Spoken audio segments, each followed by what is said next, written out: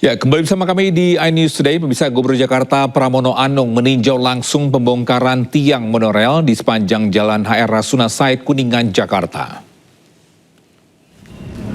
Ya, pemirsa, Gubernur dan Wakil Gubernur Jakarta Pramono Anung dan Rano Karno mengecek langsung pembongkaran monorail yang akan dilaksanakan Rabu malam. Pembongkaran monorail dikerjakan oleh Pemprov Jakarta secara bertahap pada malam hari di jalur lambat. Meski tidak ada pembongkaran di siang hari, namun petugas kepolisian tetap bersiaga untuk memastikan keamanan, keselamatan, ketertiban, dan kelancaran lalu lintas.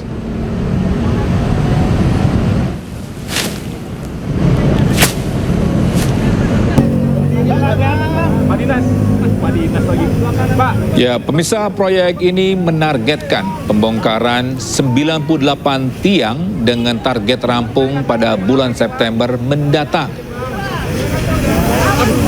Pemprov DKI Jakarta menyediakan anggaran sekitar 254 juta rupiah untuk pembongkaran tiang monorail. Sementara 100 miliar rupiah dialokasikan untuk penataan jalan selama 1 tahun penuh. Diketahui proyek kereta monorail pertama kali dimulai pada tahun 2004, namun pada 2007, proyek ambisius ini terhenti di tengah jalan akibat berbagai persoalan, mulai dari sengketa aset, masalah pembiayaan, hingga keraguan kelayakan ekonomi. Madinas lagi. Pak, kamera dulu dikit dong, Pak.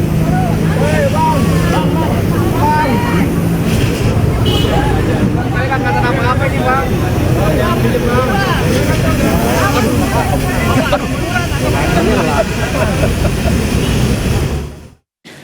Bisa untuk mengetahui kondisi terkini, kita sudah terhubung dengan rekan Amrina Rida di Jalan HR Rasuna Said. Amrina, apakah ada rekayasa lalu lintas selama proses pembongkaran tiang monorail?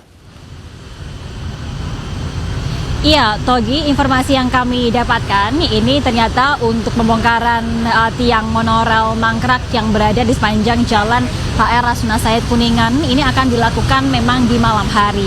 Tentunya karena dilakukan di malam hari ketika traffic dari arus lalu lintas di Jalan Rasuna Said tidak begitu padat, maka dari pihak Pemprov DKI Jakarta bersama dengan Dinas Perhubungan tidak melakukan adanya pengalihan lalu lintas ketika di siang hari. Dan ini adalah situasi sekarang. Tadi baru saja dilakukan secara seremonial, yakni adalah groundbreaking pembongkaran tiang monorail yang dihadiri secara langsung oleh Gubernur Jakarta Pramono Anung, lalu juga Wakil Gubernur Jakarta yakni Rano Karno, dan juga Gubernur Jakarta pada periode 2002 hingga 2007 yakni Sutioso. Dan kalau kita lihat sekarang memang masih nampak adanya tiang-tiang besi, tiang monorail mangkrak yang kita ketahui sudah ada di Jalan Rasuna Said kurang lebih selama lebih dari 21 tahun lamanya.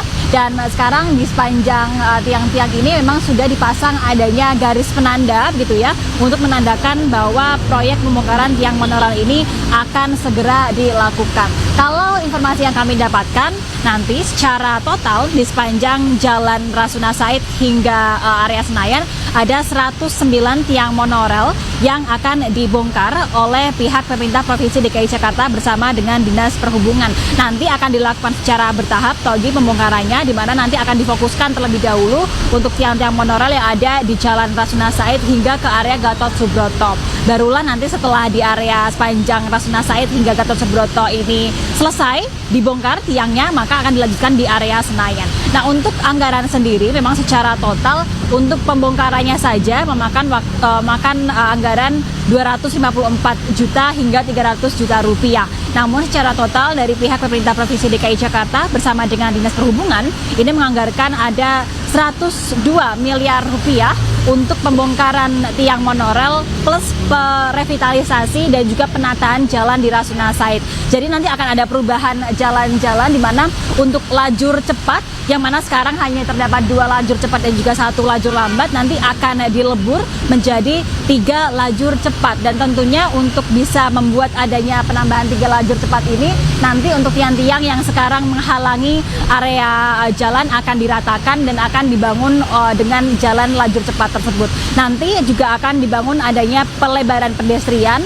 lalu juga pembangunan halte-halte bus Transjakarta di sepanjang sisi jalan, dan juga akan ada pembangunan tiang-tiang lampu penerangan, tentunya difungsikan untuk bisa memberikan kenyamanan bagi masyarakat, baik itu pejalan kaki ataupun juga pengendara kendaraan bermotor. Dan untuk proyek pembongkaran tiang monorel dan juga penataan wilayah Jalan Rasuna Said Kuningan ini ditargetkan akan rampung pada bulan September 2026 mendatang. Kita akan lihat bersama nanti Togi dan juga pemirsa bagaimana berlangsungnya pembongkaran tiang monorel ini yang kita ketahui memang cukup mengganggu estetika dan juga fungsi jalan di Rasuna Said ini. Sementara demikian kembali ke Anda, Togi.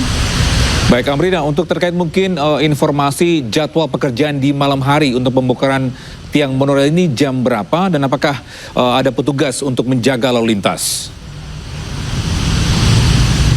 Iya, Togi, seperti yang saya sampaikan tadi bahwa untuk pembongkaran tiang monorel ini memang akan difokuskan atau juga akan dikerjakan pada malam hari. Nanti akan dimulai pada pukul 23 ataupun juga pada pukul 11 malam dan akan berlangsung hingga pada pukul 5 pagi ataupun juga pada subuh. Nanti setiap ada pembongkaran akan ada petugas baik itu dari Satpol PP ataupun juga Dinas Perhubungan yang akan berjaga di sini. Total masing-masing akan ada 15 Satpol PP dan juga 15 petugas dari Dinas Perhubungan yang akan berjaga. Dan seperti yang saya sampaikan tadi, karena dilakukan secara bertahap dan tidak ada penutupan lalu lintas, maka target dari pihak Dinas Perhubungan ini adalah setiap satu malam maka akan ada satu tiang monorel yang akan dibongkar. Artinya kalau kita hitung ada 109 tiang monorel yang nantinya rencananya akan dibongkar sepanjang Jalan Rasuna Said hingga ke area Gatot Subroto dan juga ke area Senayan. Untuk pembongkarannya sendiri akan memakan waktu kurang lebih adalah 3 bulan lamanya. Nah, untuk 3 bulan ini akan difokuskan untuk pembongkaran, nanti selanjutnya akan difokuskan untuk pembangunan lajur cepat di Jalan Rasuna Said, lalu juga pembangunan tiang-tiang lampu penerangan, halte, jalur sepeda, hingga juga drainase. Dan kalau informasi yang kami dapatkan dari pihak pemerintah Provinsi DKI Jakarta, begitu ya, tentunya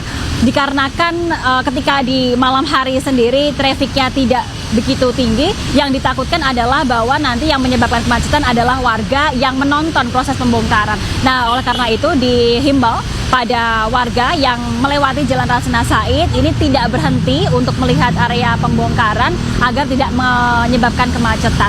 Ketika nanti sudah selesai semua proyek pembongkaran tiang monorel ini, diharapkan untuk efektivitas arus lalu lintas di Jalan Rasuna Said bisa efektif meningkat hingga 18% begitu. Kita akan lihat nanti apakah memang pembongkaran tiang monorel ini menyebabkan ataupun juga membuat lebih efektif atau tidak jalur arus lalu lintas di sini. Kembali ke Anda, Togi. Ya, melaporkan langsung dari Kuningan, Jakarta Selatan. Selamat bertugas kembali. Ya, itu dia informasi terkini ya terkait dengan pembongkaran monorel nantinya, dan ada pembedahan ada sekitar 19 tiang monorel. 19 tiang monorel dan diharapkan tadi sebanyak 18% bisa mengurangi kemacetan di kawasan Kuningan tersebut. Saya penasaran, Togi, kalau misalnya tiang monorel udah nggak ada pasti lebih indah kan jalanan ya. Semoga iya, dan lebih lancar juga. Dan di situ banyak juga nanti dibikin zebra cross juga. Jadi banyak masyarakat mungkin lebih berjalan kaki kemana-mana. Dan menggunakan transportasi umum tentunya ya. Kita ke informasi selanjutnya, pemirsa. Warga ibu kota mengapresiasi langkah Pemprov Jakarta untuk segera membongkar tiang monorel. Ya, meski demikian warga meminta agar pembongkaran tidak mengganggu mobilitas warga. Menurut aku sih mendingan dicabut karena agar luas jalannya. Daripada gini kan mangkrak, jadi kan agak sempit gitu. Selain itu, untuk pemandangan juga kira-kira mengganggu nggak Bu? Pemandangan kota? Kalau dengan begini sih mengganggu ya gitu ya. Tapi kalau diratain kayaknya enggak deh. Akhirnya ya, soalnya udah lama banget ya jelas. Pemandangannya kok jadi nggak indah kan. Jadi kalau dicabut happy sih harusnya. Jadi lebih bagus lah. Oke, udah kan rencananya akan ada di pelebaran jalan setelah dicabut. Kira-kira gimana? Soalnya bagus juga, soalnya di sini kan macet terus ya. Macet banget. Jadi kayak kalau misalnya dipelebarin lagi harusnya lebih bisa mengurangi macet. Bagus sih, cuman tapi kayak harus dipikirin sih, misalkan kayak rush hour gitu nanti bakal menimbulkan kemacetan atau enggak, terus akan mengganggu mobilitas orang lain gitu atau enggak gitu sih. Ya, kita informasi lain, pemirsa, Dinas Kesehatan Provinsi Jawa Barat menemukan 10 warga Jawa Barat terpapar virus super flu. Virus ini akan lebih berbahaya jika terjadi pada kelompok rentan dan disertai penyakit penyerta.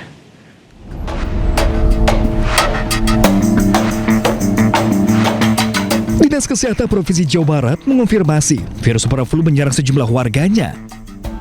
Data Dinkes Jabar mencatat sebanyak 10 orang telah terpapar virus varian baru influenza tersebut.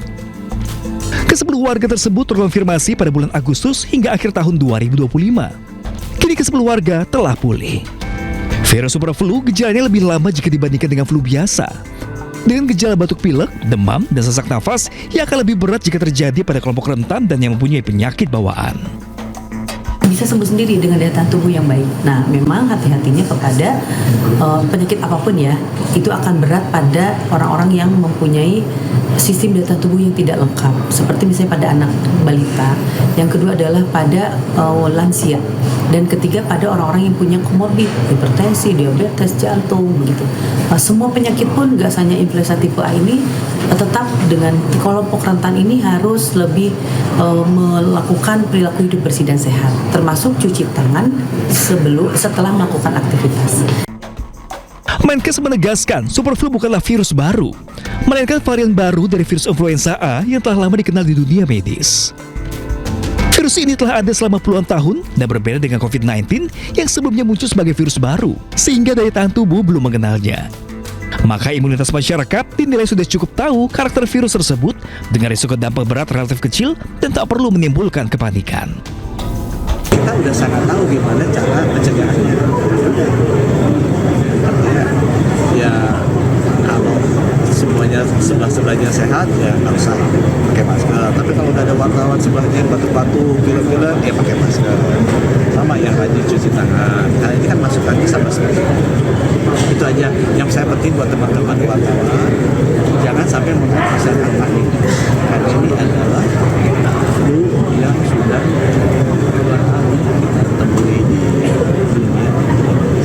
Menkes mengingatkan masyarakat untuk tetap menerapkan kebiasaan hidup sehat sesuai protokol kesehatan. Liputan iNews melaporkan.